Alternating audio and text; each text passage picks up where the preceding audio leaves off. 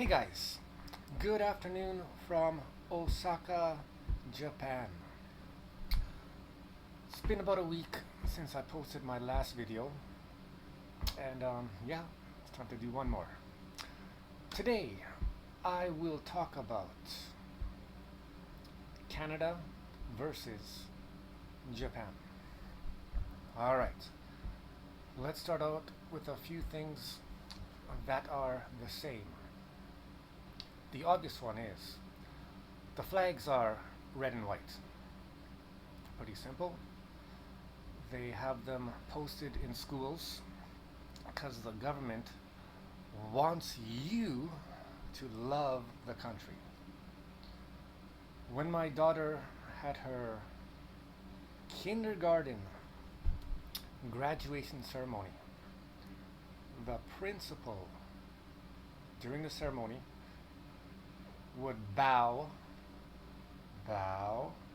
in front of this huge Japanese flag. The indoctrination has begun from kindergarten. Safety. Both countries are relatively safe. Over here we have to worry about, well, we can't really worry, but earthquakes can happen anytime without warning. In Canada, most people I know, including myself, am guilty of this: drinking and driving. There's a lot going on over there. Well, when I was back there anyway. Both countries, they have prime ministers, not presidents. I don't know what the difference is, but I'm sure there's something there. All right, what is very, very, very different between both pieces of dirt?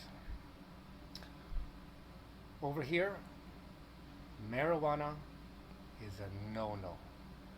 Don't even think about using it over here. If you get caught with a joint, big trouble. Big trouble. People think that Japan is very expensive. Not true, my friends. Canada is very expensive.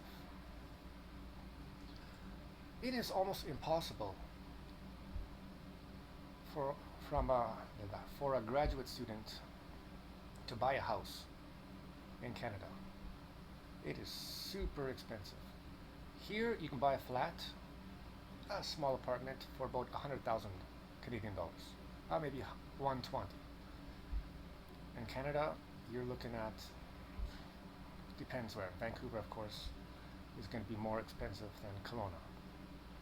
But yeah, Canada is expensive. Over here, there's no tipping in restaurants.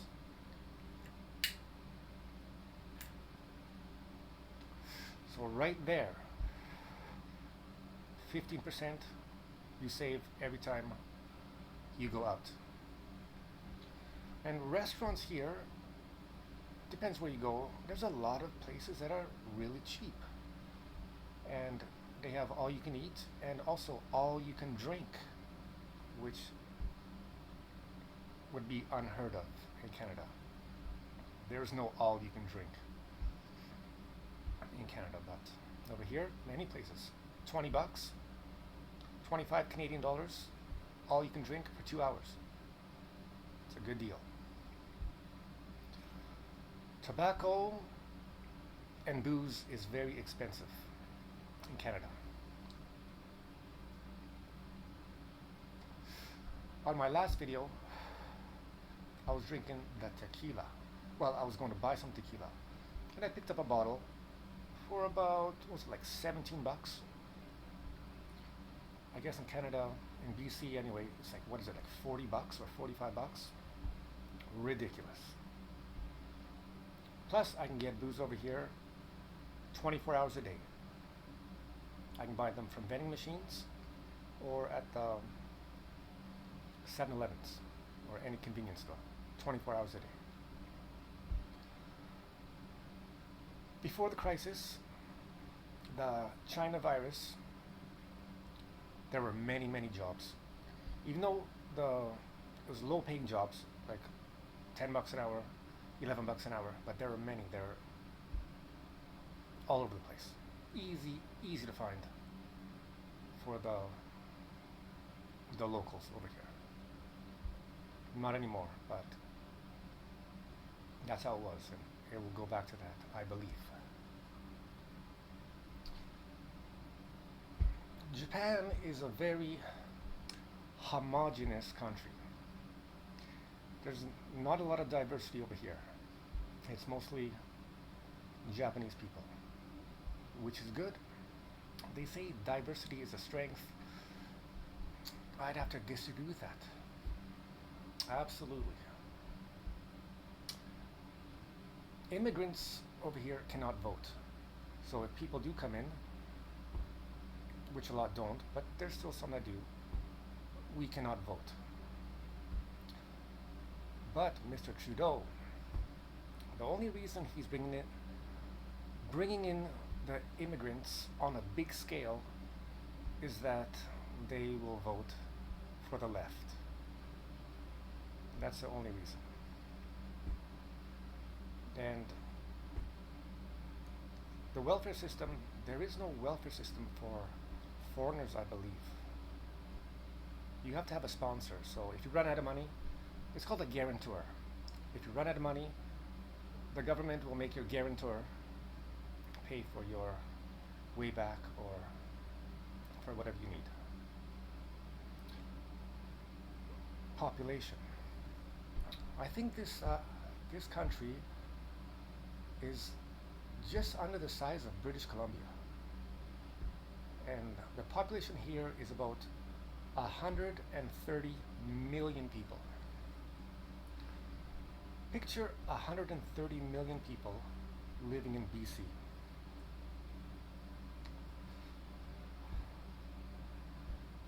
Canada's population, I believe, is about 35 million.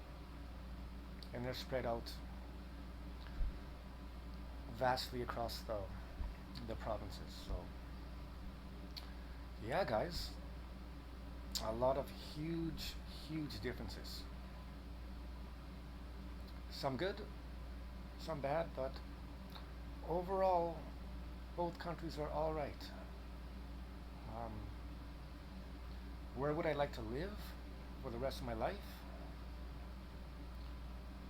Neither place. If I can make money, or if I had money coming in, I would just live all around the world. I'd spend 1 year in the Philippines, or maybe 1 year in Thailand, another year in Mexico, just traveling around. Get bored. I get bored easily. That's why, yeah, my first year here, everything was new, and I was learning something every day. Now it's boring, but the pay is good. That being said, there are, of course, many other differences, but I'm keeping this video short. I might have to make another one at a later date. Anyways, guys, have yourselves a wonderful week, and yeah, you'll be hearing from me soon enough. Take care.